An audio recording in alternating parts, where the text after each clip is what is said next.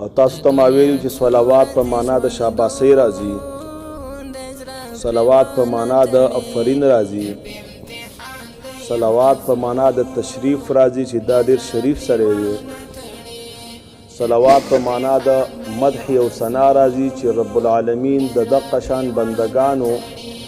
مدح کوي او توصیف کوي په هغه اوچت او عظمت والا ډله کې چې هغه مقرب فرشتي دي. نو یو انډې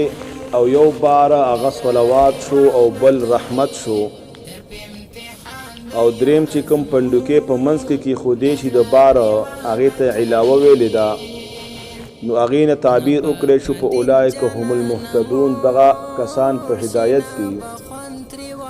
چې دا امتحانات په دوی باندې راشي، که دا امتحانات تکویني وي او که دا تشریعي وي، چې د هغې تعبیر شوی دلته د خوف نه، د جوع نه، د نقص من الاموال نه، والانفس والثمرات نه. نو کم بندگانو باندې چې دا امتحانات رالل او دوی په دې باندې صبر وکړه، نو رب العالمین ویل دوی ته زیری ورکړه. د دوی یو وصف بیان کړه، د هغه کسان دي چې کله په دوی باندې یو مصیبت راشي نو دوی کلمه د استرجاع وایي، جزی پزی نه وایي، فضول خبرې نه کوي، بس فوراً وایي چې انا لله و انا الیه راجعون، او مصیبت او دکه او غم باندې صبر کوي.